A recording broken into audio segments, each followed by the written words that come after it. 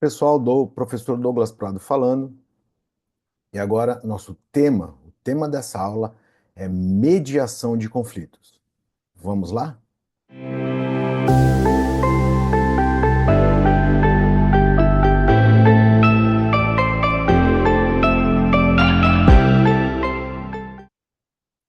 Bom, pessoal, como eu disse, nossa aula de hoje vai falar sobre mediação de conflitos, e para isso eu vou desde logo compartilhar com vocês um material para que torne essa aula não só auditiva, como visual também. Vamos lá?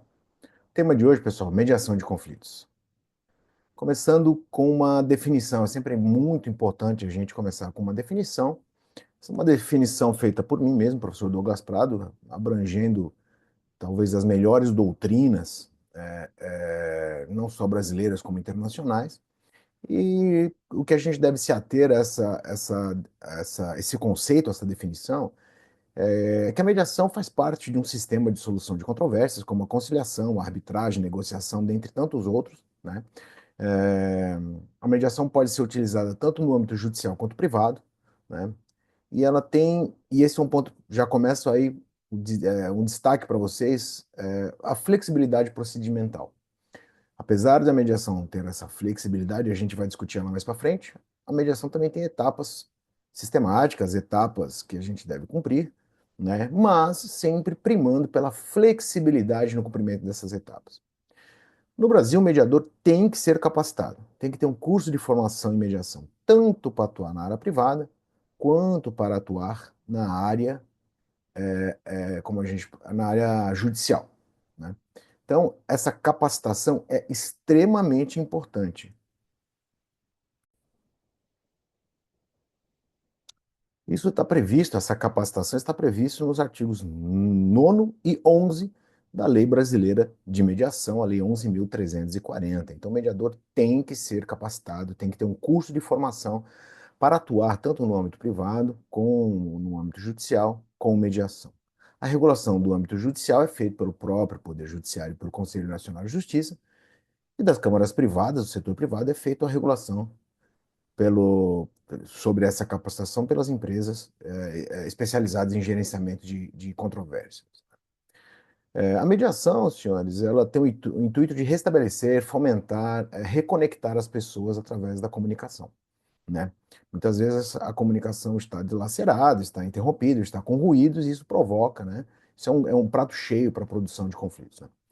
O mediador, no nosso modelo, no modelo do Brasil, né, ele não deve, como regra, avaliar ou opinar, diferente do conciliador. E a gente lá no final da aula vai fazer essas diferenças, né? Então ele não dá opinião, ele é um facilitador da comunicação e o potencializador da negociação que ocorre na mesa de mediação, junto com as partes e em prol delas, e sempre respeitando a vontade das partes. É ao final do dia, sendo que o mediador acaba, por vez ou outra, acaba percebendo algo que chame a ele a atenção, ele vai ser um agente da realidade. O que, que é isso?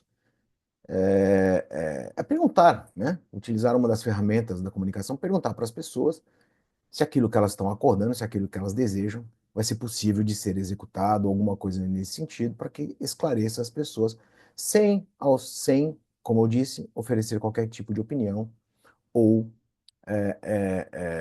determinar que as pessoas façam isso ou façam aquilo, né? Trazendo para um breve histórico sobre a mediação, como a própria conciliação, a mediação é muito antiga. Não é de hoje que ela existe, né?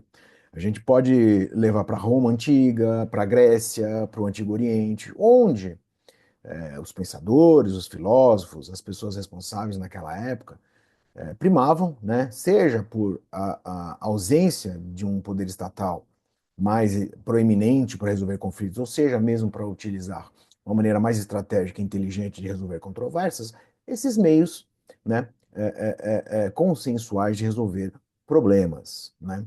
Mas o que nos interessa é o que aconteceu ali depois dos anos 70, né?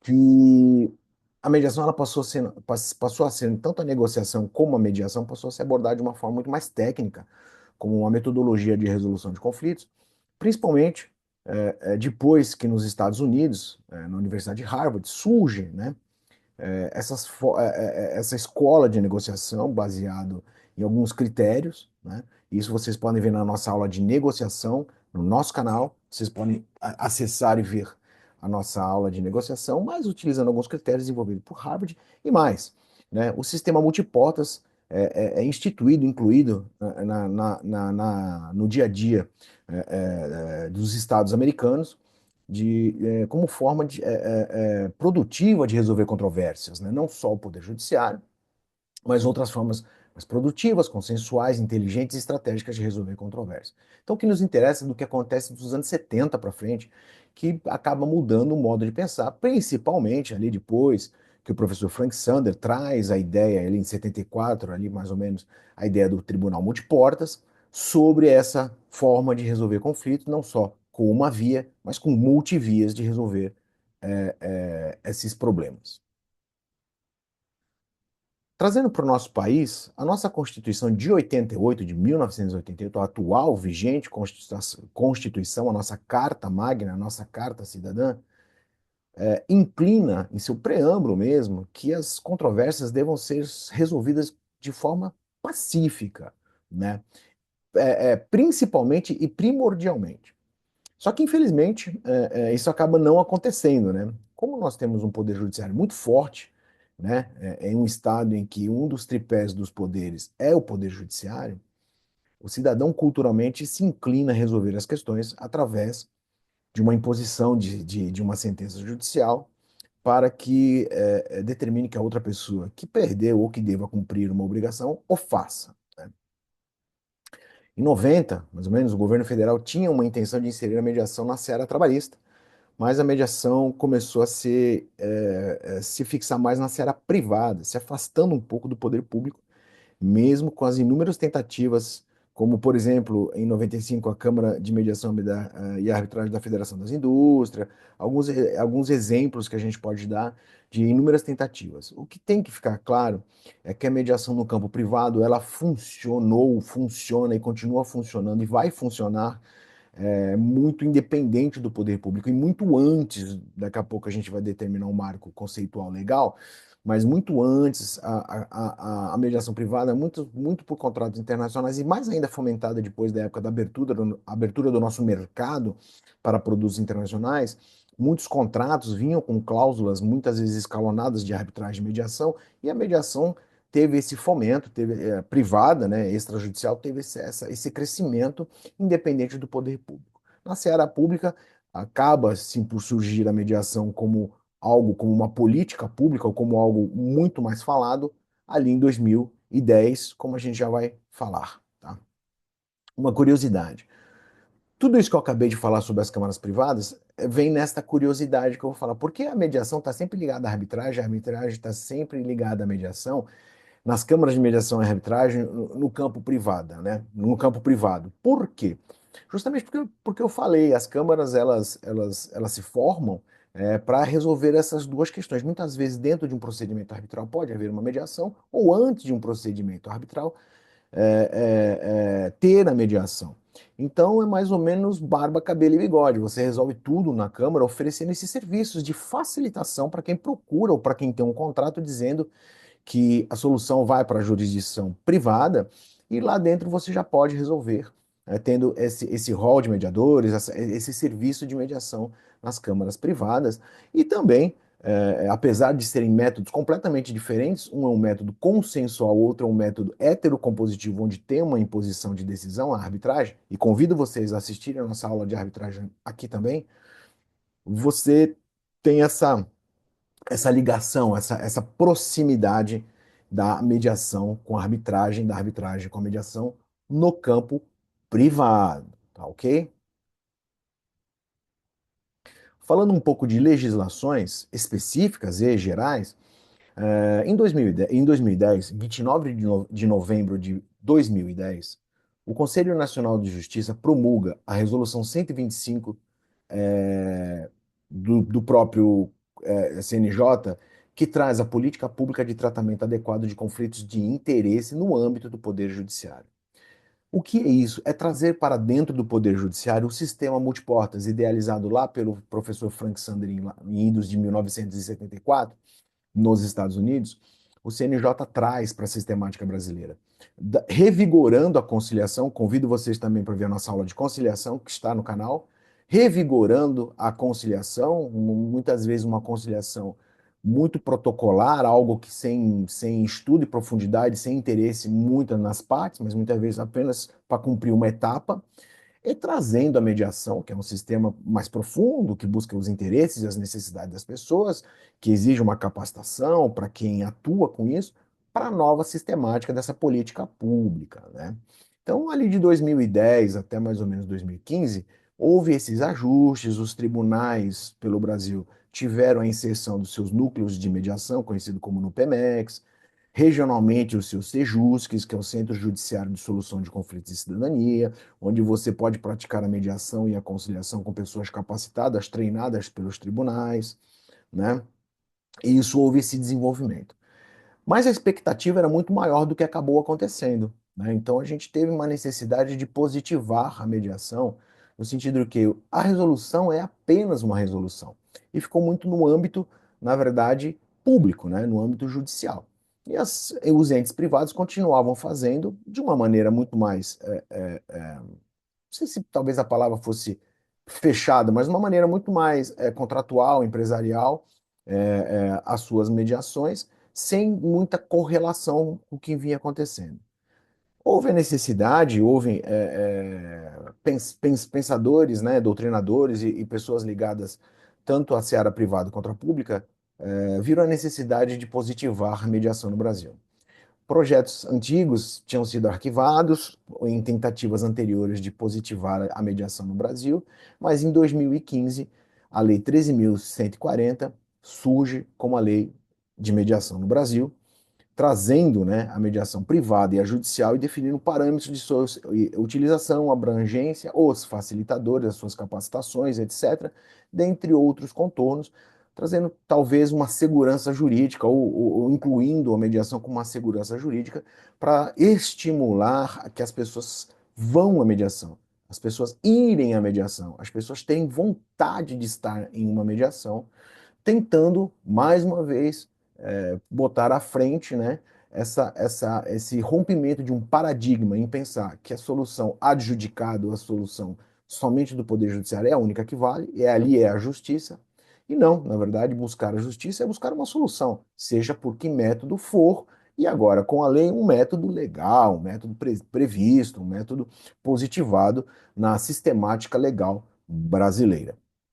Junto com a lei de mediação, também no ano de 2015, surge o Código de Processo Civil, o novo Código de Processo Civil, o Código de Processo Civil, que tem uma fortíssima tendência conciliatória e traz em seus artigos 165 até 175 todas as explicações da conciliação ou todas as nuances da conciliação e da mediação em critérios processuais, sem contar o artigo 334, que fala da necessidade, né, se não houver negativa das partes, de ter uma audiência de conciliação e mediação, estimulando o sistema opt-in, ou seja, uma passagem pelo procedimento, desde que nenhuma das partes diga que não quer, né? Então, assim, o sistema opt-in vai dizer que quem se não fala, nenhuma das partes falou, não quero, vai haver a sessão de conciliação ou de mediação, e eles vão ter que passar pelo procedimento com um mediador certificado, capacitado por aquele tribunal ou onde eles estiverem com as suas questões. Muito importante a gente falar dos princípios, né, que são os alicerces viscerais, é a coluna vertebral da mediação. Talvez muitos, como até eu mesmo, nós não víamos a necessidade, pela principiologia e pela profundidade da mediação, nenhuma necessidade de haver uma legislação específica. Mas depois que a legislação veio, a gente entendeu os pontos, né, no sentido de positivar, de dar uma substância jurídica e uma segurança para aqueles, e mais ainda, o estímulo para aqueles que queiram participar, ou são encaminhados a participar, ou escolherem seus contratos, quando a gente está falando de cunho privado, colocar uma cláusula de resolução de controvérsias que contém uma mediação. Então, os princípios são os alicerces, é a coluna visceral da mediação. Então a gente pode falar da imparcialidade, o mediador, ele é treinado e capacitado para ser imparcial, e é imparcial mesmo, né? Ele deve se dizer imparcial, ele deve estar em uma situação em que ele não tende para nenhum lado nem para o outro. A isonomia, né, manter e estabelecer uma isonomia, um tratamento igual para as partes, ouvir no mesmo tempo, respeitar no mesmo tempo, olhar no mesmo tempo, ou seja, estar ali para ambas as partes, independente da situação de poder de cada uma. Muitas vezes a gente sabe que tem diferenças, né? E uma parte quer se impor em cima da outra, e o mediador está ali para manter essa isonomia. Inclusive, são regras da mediação que estão estabelecidas em primeiro encontro, uma pré-mediação no encontro inicial, na própria mediação, essas regras de isonomia. O privilégio ao diálogo, né, a oralidade, ou seja, nós estamos num ambiente onde os relatos em papel, petições, isso são absolutamente desnecessários, porque nós vamos primar pela escuta, escutar as pessoas, ouvir as suas histórias, ouvir as suas perspectivas da controvérsia. Informalidade, como acabei de dizer, não precisa de nenhuma tecnicidade processual, linguagem juridiquesa, entre aspas, uma linguagem rebuscada, não. Ali nós estamos num ambiente de confiança, num ambiente, lógico, com educação, palavras de baixo calão podem ser recontextualizadas ou até por solicitação do mediador, que as pessoas tentem reformular aquilo, mas estamos num ambiente informal, onde não há necessidade de nenhuma técnica, quem senta de um lado, quem senta de outro, quem levanta primeiro, quem não levanta. Ali nós estamos num ambiente absolutamente informal. Autonomia da vontade das partes. Eu poderia definir essa autonomia da vontade das partes como assim: as pessoas vão, ficam e saem da mediação a hora que querem, porque quem são os reis da mediação, quem são os protagonistas da mediação, são as partes. Então elas estão ali porque querem, ficam, óbvio, com um trabalho bem realizado do mediador, de persuasão, para manter as pessoas ali e para verem os avanços, ficam porque querem, e se não se sentirem confortáveis, se decidirem ir para uma melhor alternativa sem o acordo, ou uma alternativa, uma masa, uma BATNA, uma alternativa que não é o acordo naquele momento, elas saem sem problema nenhum. Porque o acordo na mediação é um dos focos, né? Junto com a recontextualização, junto com a reconexão, junto com a ressignificação, junto com a recomunicação ou estabelecimento de algum tipo de comunicação entre as partes, tá? Então as partes estão plenamente empoderadas na mediação. Busca do consenso, privilégio à utilização da negociação colaborativa, né? O privilégio à construção de soluções mútuas para que ambos saiam ganhando. O win-win, ganha-ganha, né? Isso é a busca do consenso. É que as partes tenham, que o mediador consiga que as partes enxerguem pontos convergentes para entender que o ganho pode ser mútuo para eles, e isso é muito importante. Confidencialidade, né? Isso é um dos grandes diferenciais da mediação, principalmente da mediação privada, né? O que se discute na mediação fica dentro da mediação, né? Então, assim, muitas vezes você vai ter alguma coisa que talvez você se sinta desconfortável em falar, né, para o mediador. Numa sessão privada, por exemplo, você pode se abrir mais e aquilo vai ficar e vai ser levado, por exemplo, para outra parte só se você quiser. O mediador vai respeitar para outras pessoas jamais. Por quê? Porque o que fica são os relatos depois dos pontos que vocês eventualmente vão chegar no acordo, né? As formas que vão cumprir o acordo. As conversas, a escuta, o desabafo, o acolhimento aos sentimentos, tudo isso fica dentro da mediação sob plena confidencialidade. Fica dentro entre o mediador e as partes sob total confidencialidade. Boa-fé, agir de forma ética e com uma conduta moral são princípios básicos da vida, né? Mas mais ainda é um princípio da mediação. Má-fé, tentar ludibriar, levar as pessoas para um caminho que não seja adequado ou tentar se impor, não é lugar, não cabe na mediação. E o mediador é um gerente de solução de controvérsias muito perspicaz para perceber isso e trazer aqueles pontos iniciais, as regras, né, para a mesa quando for necessário. Falando de objetivos, pessoal, Objetivos da mediação. Ora, restabelecer a comunicação, fazer uma reconexão. Vai que estamos falando de uma mediação de pessoas longe, né? Pessoas que não estão no mesmo lugar, uma mediação virtual, por exemplo. Estabelecer critérios de comunicação, de reconexão dessas pessoas, né? Numa sociedade tão hiperconectada como a gente vive hoje, de alta tecnologia, né? Mas mesmo assim, isso é uma forma de se comunicar, né? É uma forma de estabelecer. Por quê? Porque a mediação trabalha relações pré-existentes, continuadas, e que mesmo que esteja tratando de um momento de ruptura, por exemplo, de um casal, esse casal tem filhos, ou tem um patrimônio, ou vão precisar se comunicar de alguma forma para que aquilo se estabeleça, para que um eventual acordo aconteça e seja cumprido. Então, a comunicação é extremamente importante, as escutas, né, as percepções, os movimentos, tudo isso é muito importante. E a comunicação, dentro de um tripé, teoria dos conflitos, comunicação e negociação, a comunicação é extremamente importante. Um outro ponto é a construção ou reconstrução, onde deve prevalecer a inovação, a tolerância, o desapego ao erro, a culpa e a geração de confiança. Teoria moderna dos conflitos. Diante de uma dificuldade, nós podemos ver pontos positivos para reconstruir, fazer algo diferente e mais, normalizar a situação conflituosa, no sentido de que não é momento mais de se atribuir culpa e dizer quem é ou não é culpado. O passado, quem trata, é a terapia. A mediação trata dali para frente, a mediação trata futuro, de que forma vocês vão sair dali, melhores e com opções para a reconstrução e para a construção de novas possibilidades.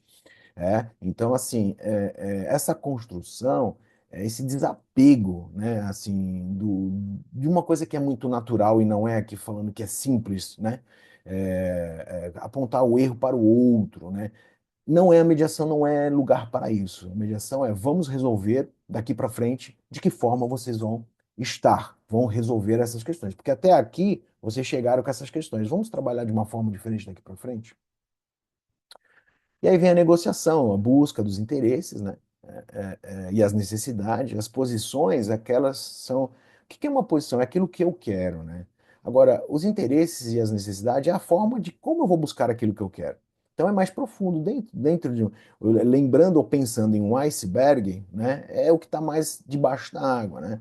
Então a gente precisa ir além da simplesmente eu quero ou eu não quero, o sim e o não. Precisamos investigar. E o mediador é um profissional habilitado para ajudar essa investigação. Falando do iceberg, olha ele aí. Então a gente vai estar aqui, ó, neste campo dos interesses e as necessidades, né? Aqui nas posições é aquilo que eu quero e aqui é da forma que eu quero e é o que eu preciso, né? Então, pessoal, é o que está obscuro, e através de ferramentas comunicacionais e outras ferramentas também negociais ou de procedimento, o mediador vai explorar. A gente vai falar de ferramentas já já. O mediador vai explorar junto com as partes, seja em reuniões conjuntas ou seja em reuniões separadas, o que nós vamos buscar, o que essas pessoas estão querendo buscar e a forma que elas vão utilizar para conseguir dar um passo à frente, né? Nós vamos reconectar essas pessoas na racionalidade de um processo de tomada de decisões mais estratégico, tá? Esse é o mistério do mediador, né? Então, assim, é buscar aquilo que está escondido, para que as partes consigam se desbloquear e avançar.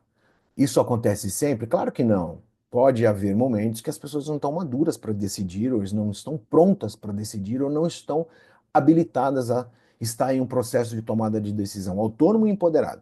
Não há problema nenhum. A mediação, com ou sem acordo, não significa sucesso ou insucesso. Faz parte do processo.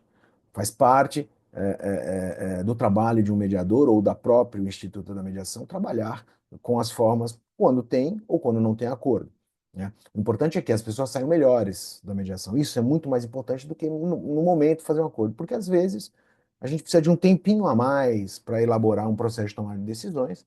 E tem todas as outras questões que a gente pode incluir aí, pessoas que vão simplesmente por irem, não estão disponíveis, não estão querendo, mas eu digo, por experiência própria, que o trabalho do mediador muitas vezes desbloqueia. Desbloqueia sim as pessoas que estão ali, muitas vezes até de má vontade. A gente pode falar de algumas premissas, né? Que são premissas, são pontos fulcrais da mediação que sem eles não adianta a gente tentar entrar em um processo de mediação. A gente precisa conhecer, né, essas premissas. E tudo vai estar ligado à comunicação, à negociação e à teoria dos conflitos nessas premissas. Por exemplo, a oportunidade. Eu já falei há pouco e volto a falar. Nada mais é, nada mais é a oportunidade, nada mais é do que entender que o conflito é algo que aconteceu, é algo absolutamente natural na vida de qualquer pessoa. E como nós vamos trabalhar? Nós vamos trabalhar espiralando esse conflito, deixando ele mais intenso por anos, por décadas, né? Deixando que um terceiro decida, muitas vezes, por uma coisa que eu gosto ou não, ou por uma coisa que eu vá ficar feliz ou não, ou escolher uma forma em que eu tenha poder e que eu tenha protagonismo de escolher as minhas próprias decisões. Vale pensar. A mediação foca nas relações, já disse isso para vocês, foca nas relações continuadas, pré-existentes e, eventualmente, futuras que as pessoas precisam ter para a consecução dos seus eventuais acordos ou da sua própria vida, né? Método, a mediação, como eu disse, não é terapia, mas é uma ferramenta pragmática, profissional, de resolver problemas, que pensa prospectivamente, é dali para frente. O protagonismo da mediação é os reis, são os reis da mediação que são as partes, são as pessoas, né? E muitas vezes ajudadas e de uma forma muito importante, e se estimula essa participação dos seus consultores jurídicos, para darem mais segurança às partes no seu processo de tomada de decisões. O gerente do processo, o mediador, né? Ele é a responsabilidade de conduzir o processo, de gerenciar a crise, né? Muitas vezes que está estabelecida ali, né? E ele, mais do que um gerente, ele é um administrador. Ele é um administrador das ferramentas que ele vai utilizar, é um administrador do local que ele vai estar utilizando, é um administrador do que está acontecendo dentro da mediação, é um administrador do antes e o depois, ou do durante também, é um administrador das possibilidades que ele pode ter ou não dentro de uma sala, é um administrador para saber as limitações ou não que você vai ter no ambiente onde você mediar, ou seja, é um administrador de um procedimento como um todo, é um gerente do que acontece dentro e é um administrador do geral, tá? Empoderamento, como eu disse, o mediador deve sempre confiar na sabedoria das partes. E o que eu quero dizer com isso? Muitas vezes a nossa percepção como mediador, ou como um gerente do conflito, ou como um facilitador, nossa percepção muitas vezes acaba sendo equivocada, porque nós acreditamos que a gente escutou algo das pessoas que não vai ser possível aquilo que elas estão tentando fazer um acordo ser possível executar. Mas aí a gente tem que utilizar outras ferramentas e acreditar na sabedoria e buscar informações para saber, como um agente da realidade, identificar se existem coisas obscuras, situações obscuras ou informações que não foram prestadas, que pode realizar, que podem ser executado ou que pode eventualmente ser uma opção para um acordo mútuo, né, para as pessoas que ainda não veio para a mesa. Então, o mediador tem que entender que as partes, por exemplo, não falam coisas, mas elas têm informações guardadas e o mediador tem que buscar essas informações. Os pilares da mediação, como eu disse, é a teoria da comunicação, a teoria dos conflitos, moderna teoria dos conflitos e a negociação. Isso aí a gente já falou extensivamente até agora. Ferramentas. Quais são as ferramentas, a caixa de ferramentas que o mediador... Ora, em apertada síntese, a gente pode dizer que são ferramentas de procedimento, que são sessões conjuntas, onde está todo mundo junto, as partes e o mediador, os advogados. Sessões privadas ou caucos, né, conhecida como esses dois nomes, sessões privadas ou caucos, né, que são quando você aparta, né, você leva uma parte, deixa a outra esperando e depois se reúne com a outra parte, né. Muitas vezes, quando o conflito chega no momento de mais tensão ou você precisa buscar algumas informações que você não está entendendo, você separa as pessoas para conversar com mais confidencialidade, com mais conforto sobre algumas questões que o mediador tem que saber para colocar a sua cabeça para pensar e a cabeça das pessoas também para pensarem na produtividade, né, do processo de tomada de decisões. Ferramentas de conceito ou conceituais são, né, separar as posições dos interesses, né, lembrar que as pessoas têm posições, sempre as pessoas vão ter posições nos seus conflitos, é o que eu quero, né? Agora, a maneira de conseguir o que eu quero são os interesses e as necessidades, né? Como eu vou realizar isso, né? É o momento de gerar opções, né? Utilizando os critérios objetivos. Aqui mais um ponto da Escola de Negociação de Harvard, né? Usar critérios objetivos, reais, fidedignos, né? Não perceber se existe algo querendo ser criado que seja inexistente ou irreal, né? Pensar na masa, né, na melhor alternativa sem um acordo, ou quando não há possível aquele acordo prosseguir, ou quando não há necessidade de você continuar numa mediação se as pessoas realmente não estão ali, num bom português, afim de estar na mediação, né? E não vai ser nada produtivo, né? Checar antes de tomar uma decisão de encerrar, mas sempre perceber isso, né? E principalmente se as pessoas estão tentando, como a gente de realidade, fazer um acordo de uma situação pior do que elas já entraram na mediação, isso é muito importante, né? O mediador tem essa capacidade. Legitimação de si mesmo, de mediador, como condutor do processo, e das pessoas que estão ali, né? E fazer com que as pessoas se auto-legitimem, né? Estimular a legitimação de ver o esforço das pessoas de estarem ali, porque não é fácil, né? Não é simples como a gente muitas vezes fala, é muito simples estar na mediação. Não, não é. É desconfortável você assumir o protagonismo para a decisão, sendo que você poderia, por exemplo, escolher um advogado e falar, ó, eu quero mover um processo com essa pessoa, e nunca vai encontrar esse processo, essa pessoa, né? Vai encontrar a decisão, mas nunca vai encontrar essa pessoa, né? Mas aí você corre o risco de esperar muito, de ter uma decisão que você não goste, que você não tenha participação nenhuma na decisão, né? E que o protagonista vai ser provavelmente o seu advogado, porque ele vai estar lá, e o juiz, que ele vai estar lá protocolando petições, etc e tal. Na mediação, é completamente ao contrário disso, você assume esse papel, né? Porque é o empoderamento das partes. Ferramentas de comunicação, olha, você pode usar várias ferramentas comunicacionais, né? Talvez a mais importante delas, né? Todas são importantes, mas as perguntas, né? De que forma eu posso fazer uma pergunta? Se é uma pergunta fechada, aberta, circular, reflexiva. As perguntas destrancam muitas vezes comportamentos e ajudam o mediador a saber o que as pessoas estão pensando. Reformulação, paráfrase, diálogo reflexivo para ambas as partes.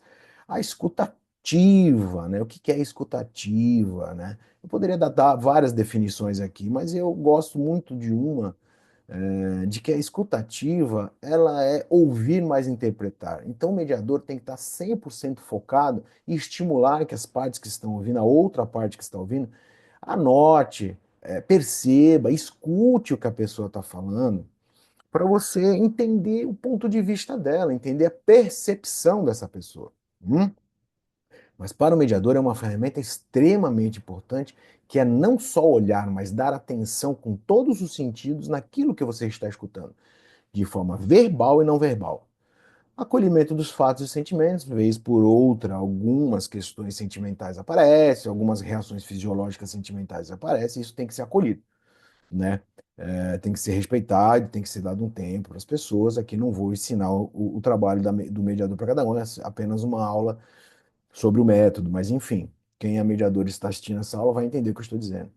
Resumo, uma ferramenta de contexto, né? Você vai, depois que você faz a escuta, o mediador faz um resumo e confirma com as partes se o que ele escutou é realmente a seara do conflito, ou seja, o que envolve aquela controvérsia, e o estímulo de reflexão para as pessoas. Ferramentas negociais ou de negociação, né? Então você vai perceber qual é a atitude das pessoas, se elas estão dispostas a uma negociação mais competitiva ou a mais colaborativa, e o incentivo à negociação cooperativa, colaborativa que seja, deve ser sempre estimulado, ou seja, porque ganhos mútuos, né? Win-win, né? Ganha-ganha. Perceber a linguagem analógica ou comportamental das pessoas, né? O gesto, a postura, a altura da fala, o comportamento, isso é muito importante. Essas ferramentas de negociação, esse comportamento negocial é muito importante para o mediador estabelecer isonomia, estabelecer critérios, trazer novamente os regulamentos, as regras estabelecidas na abertura, né? Então, assim, você percebe como o comportamento da pessoa, muitas vezes por gestuais, se ela está disposta ou não a estar ali. E você vai ter que, de alguma forma, incentivar que as pessoas estejam confortáveis naquele lugar. Verificar e estimular a empatia, né? Eu não vou ficar aqui dizendo definições de empatia, mas muito brevemente, estimular a empatia é estimular que a pessoa tente, ao menos tente, estar, ou pensar, ou enxergar a realidade do outro. Estar no lugar do outro é impossível, que nunca você vai estar no lugar de outra pessoa, porque uma pessoa é única, mesmo gêmeos univitelinos, cada ser humano é um ser humano. Então não adianta essa história de empatia é estar no lugar do outro. Não, é tentar estimular que a pessoa pense, reflita, ou tente pelo menos calçar o sapato da outra pessoa, entre aspas, né? Um eufemismo, né? Uma brincadeira, a pessoa esteja pelo menos olhando pela perspectiva do outro. Ser agente da realidade, já expliquei para vocês o que é isso, né? Sobre as opções eventualmente criadas, e dizer que a mediação e pensar que a mediação é dali para frente e não trabalha passado. Acolhe o passado, mas não trabalha passado. As etapas resumidas de um processo de mediação, essas etapas estão descritas no livro Como Advogar na Mediação, professor Douglas Prado, que sou eu, tá? Vocês podem encontrar em doutrinadores etapas diferentes, mas a via de regra, a mediação acontece mais ou menos dessa forma. Você tem uma abertura, né, que é o discurso inicial feito pelo mediador, sobre as regras, o que é a mediação, explicação. Muitas vezes, no âmbito privado, você tem uma reunião antes disso, né? Você tem uma reunião pré-procedimento, né? Um encontro antes de acontecer isso, muitas vezes para saber as necessidades das partes, explicar realmente, não o próprio mediador, mas uma outra pessoa da Câmara, enfim, explicar o que é mediação, colocar as pessoas na mesma página de um procedimento, de um processo de mediação. Mas quando não, na própria abertura, o mediador faz isso, né? A escuta, que é ouvir a história das pessoas, utilizando perguntas para esclarecer dúvidas. Depois disso, um resumo, né? E confirmar com as pessoas se aquilo que o mediador escutou condiz com o que as pessoas estão passando. Feito isso, montar uma agenda de trabalho, e essa agenda pode ser montada da maneira que o mediador entender mais efetiva para ele, para o trabalho com aquelas pessoas naquele conflito em concreto, naquele momento em concreto. Perceber convergências, isso é um trabalho muito interessante do mediador, porque através da escutativa ele consegue perceber convergências. As pessoas acham que estão falando coisas absolutamente contrárias, mas muitas vezes elas querem a mesma coisa, só que, né, o bloqueio conflituoso faz com que as pessoas não enxerguem isso, e o mediador percebe isso. E no momento de geração de opções, o mediador pode trazer à mesa o que as pessoas falaram para as pessoas nesse brainstorming, nessa chuva de ideias, tentarem delimitar quais são as opções, as alternativas sustentáveis para eles naquele acordo, e se é possível elas realizarem aquilo. Os advogados costumam ajudar muito nessa parte. Avaliar essas opções criadas para ver se elas são realmente sustentáveis e cumpríveis ou executáveis, né, para cada um. E, via de regra, se tiver tudo dentro do esperado, começar um encaminhamento para um eventual acordo, uma redação junto, se tiver os advogados junto com os advogados, uma redação, confirmação de todos, esclarecimento de todos, pergunta para todos se aquilo é realmente o que elas podem fazer. E, enfim, fazer a avaliação do fechamento daquela mediação. Avaliação e fechamento daquela mediação. Muito resumido, tá, pessoal? Óbvio que a gente poderia ficar horas falando só de cada etapa, mas enfim, esse não é o objetivo dessa aula. Quem são os atores de um processo de mediação? Ora, por óbvio, as partes, né? Aí representada por essas pessoas, o gerente do processo, o mediador, e super recomendado a presença de advogados, que quando amigos, defensores e, mais do que tudo isso, capacitados a entender um processo de mediação, tenham feito alguma capacitação em mediação, não como mediador, mas como advogados da mediação, fundamentais, eles são fundamentais para dar segurança para as partes. Ora, no momento desconfortável, você ter um consultor jurídico, um advogado, ao seu lado, dizendo isso é assim mesmo, isso funciona dessa forma, pode confiar no trabalho do mediador, vamos construir algo, o melhor é estarmos aqui, a melhor forma de resolver é extremamente importante. O advogado é um normalizador para o seu cliente, é deixar ele mais confortável, tá? Ao revés disso, quando nós temos advogados cada vez menos, mas quando temos advogados não preparados para a mediação, muitas vezes eles acabam, de uma certa forma, conturbando a mediação. Mas a sugestão é que os advogados cada vez mais estão se preparando, né, ou se preparem mesmo para atuar num procedimento de mediação. Geralmente a mediação ocorre em uma mesa redonda ou oval e tem uma explicação, né? Para manter uma equidade, para manter uma equidistância, para manter um sentimento de visualização do mediador para todas as partes ao mesmo tempo, né? Muitas vezes as pessoas levam essa história da mesa redonda ou oval como uma brincadeira, como uma desnecessidade, como uma coisa banal, como uma coisa que não tem importância, mas não, mas tem sim, tem muita importância. Todo o ambiente tem muita importância, né? Toda carga, muitas vezes negativa em um ambiente pesado, uma mesa retangular ou quadrada, em que gere uma adversariedade, pode prejudicar. Então, a mesa redonda é um sentido mais de acolhimento, um sentido mais de igualdade, um sentimento mais todos pertencem, tá? Passei por aqui só para trazer essa questão. A gente pode trabalhar com mediação em diversos espectros, em diversos lugares. Mediação civil, familiar, empresarial, condominial.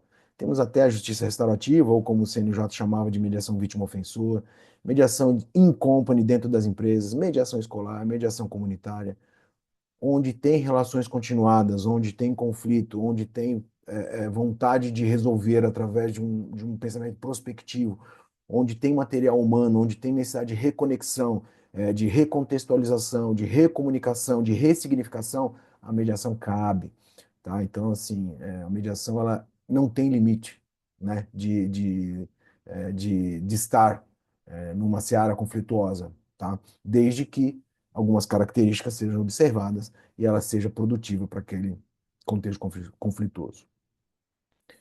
Em que âmbitos a gente tem mediação no Brasil? Bom, aí eu coloquei dois exemplos, tem até um exemplo aqui eu em uma câmara privada, mas enfim, em dois âmbitos essencialmente, no âmbito judicial e no âmbito privado.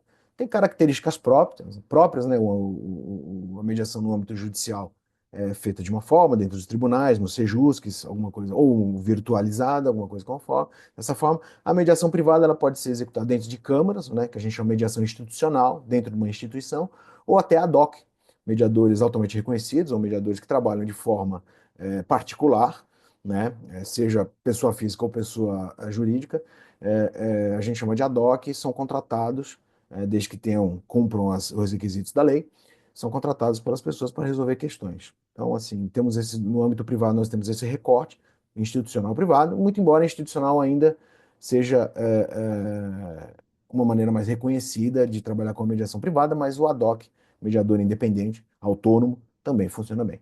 Os procedimentos são parecidos, mediador é mediador, senhores. A capacitação é muito parecida nas duas searas. Assim, quem trabalha lá trabalha aqui, quem trabalha aqui trabalha lá, então mediador é mediador. A gente tem algumas características de contexto, né? O judiciário, a gente tem um contexto da mediação mais ligado à família, embora alguns tribunais já estejam trabalhando outras questões muito mais complexas, mas a gente tem uma seara de trabalho assim. O privado, comercial e empresarial tem essa busca mais para essa seara. Mas, enfim, confidencialidade, né, plena na mediação privada. Na judicial, muitas vezes, ela tem um pouquinho de mitigação, né? Muitas vezes, pelo local onde você está, você não consegue uma privacidade absoluta e completa, né? Não sei se é um ponto negativo, mas, ao meu ver, a confidencialidade nas câmaras privadas. Já trabalhei nos dois contextos, trabalho hoje no contexto privado, mas trabalhei nos dois contextos. Confidencialidade na seara privada, ela é plena, né? Autonomia de escolha.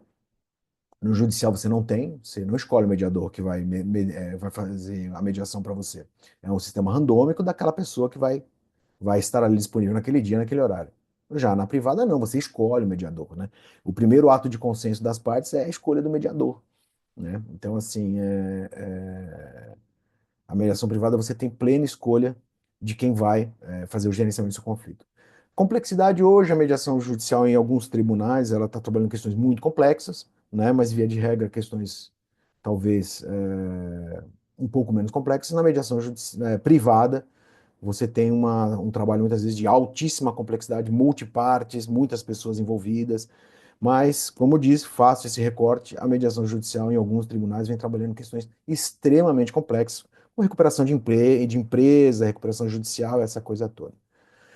Contratual, mediação privada não a judicial geralmente não é prevista em um contrato, vocês vão para lá através de um procedimento pré-processual, que é no Sejusc, ou mesmo dentro de um processo, o juiz vai determinar.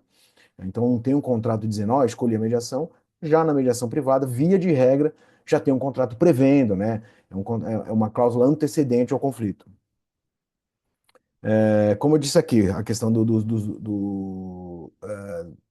da precedência, né?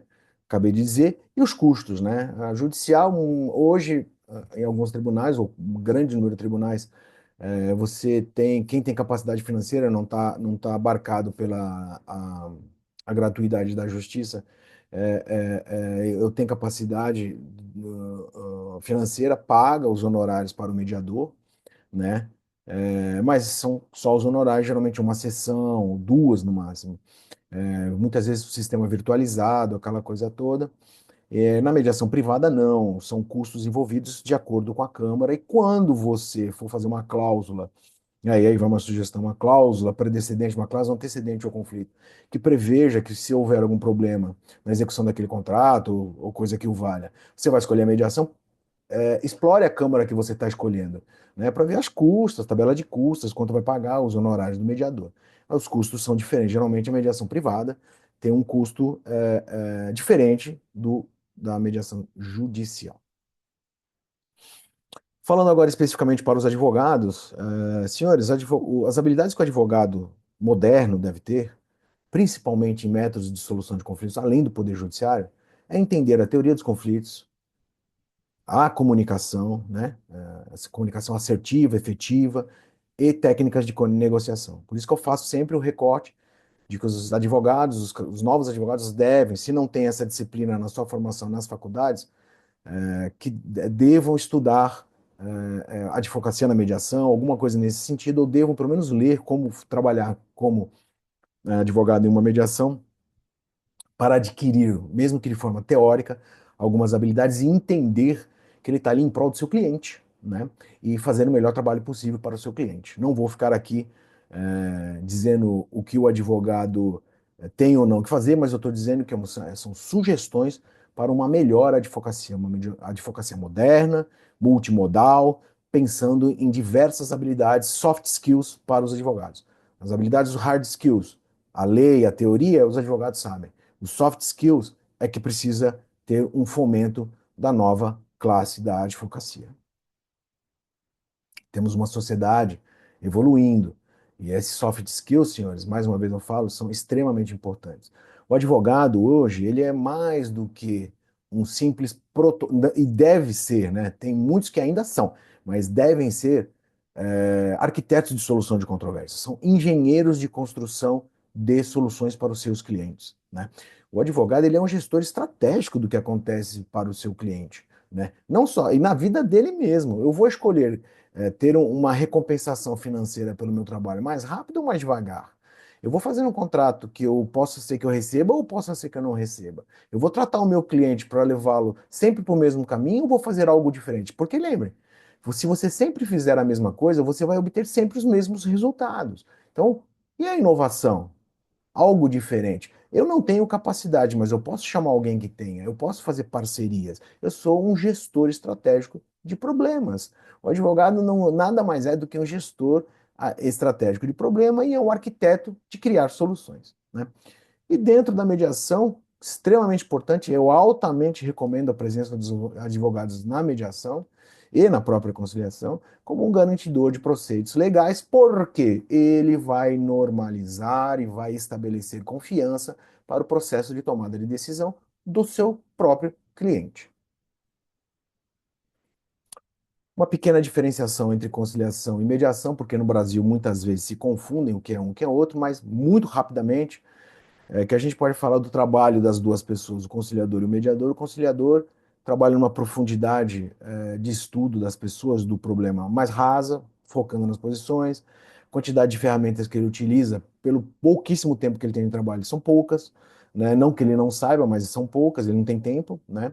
O ambiente, é que ele trabalha via de regra judicial, as relações é mais para mediação, não para conciliação, e o contexto. Conciliação trabalha mais a questões pontuais, onde não haja relações continuadas ou antecedentes, ou que vão necessitar, mais questões patrimoniais de cunho pecuniário para resolução. Quem vai pagar o quê, quanto vai pagar mais ou menos isso, relações de consumo, alguma coisa em que as pessoas não precisam estar conectadas ou vão necessitar estar conectadas no futuro. Não estavam e não vão necessitar no futuro, desde que o acordo seja cumprido, se é que houver um acordo. Um é mais célere, o outro é mais analítico, ou seja, a conciliação é muito mais célere, né? Pelo próprio tempo de trabalho que você tem, uma sessão única, o contexto do problema, etc e tal. E a mediação é mais analítica, ela vai analisar o contexto dos interesses, as necessidades, mesmo no âmbito judicial ou no âmbito privado, e as questões de escolha, o mediador, quando é escolhido na seara privada, muitas vezes é escolhido pelas suas capacitações, pelo seu currículo mesmo. Então, assim, essa profundidade de trabalho de um mediador mais específico da determinada área que o conflito está sendo apresentado faz toda a diferença, né? Um trabalha posições, como eu disse, e outro mais interesses. Não vou ficar aqui falando. Tem as questões de relações pontuais, continuadas, o valor, a conciliação é mais protocolar, a mediação é mais de construir caminhos para as pessoas executarem, cumprirem ou autocumprirem as questões, os acordos, se assim vier. Recordando, rapidinho, mediação, relações continuadas ou pré-existentes, bens disponíveis, segundo a lei diz, em vários espectros, vários searas, vários cenários, né? Civil, privado, civil, empresarial, como eu havia falado. Sem limite de sessões, a mediação não tem uma limitação de você fazer números. Mesmo na judicial, você não tem uma limitação. Você pode determinar, se progredir, você pode determinar uma outra sessão. Mesmo porque tem a questão do cansaço das pessoas que estão ali envolvidas. Na privada, mais ainda. Os âmbitos judicial e privada é aquele recorte institucional e ad hoc, explora os interesses e as necessidades, ou seja, o iceberg mais a questão que está profunda, debaixo da água. O acordo é somente um dos objetivos e não o único, como na conciliação. E o mediador não dá opinião, ele é um facilitador da comunicação e da negociação. O que eu tinha para falar sobre mediação era isso. Óbvio que a gente poderia ficar dias aqui falando sobre mediação, sobre cada ponto especificamente. Isso é uma aula que não tem um contexto de esgotar jamais o tema e nem é uma aula de capacitação, uma aula de formação, jamais. Um curso de formação de mediação, a gente fica ali 60, 70 horas, ainda não só de teoria, mas com práticas simuladas, com práticas reais, e além da formação prática posterior, da aplicação de tudo isso que as pessoas aprendem. Essa aula é apenas um contexto, uma visão geral da mediação, num sentido muito mais acadêmico, né, de conhecimento, né, e também esse toque para o advogado, esse toque de esclarecimento para o advogado sobre mediação. Então, um grande abraço a todos. Aqui na frente eu vou deixar os meus contatos. Qualquer dúvida é só entrar em contato através do meu site, através das redes sociais. E é isso. Um grande abraço a todos mais uma vez e tchau.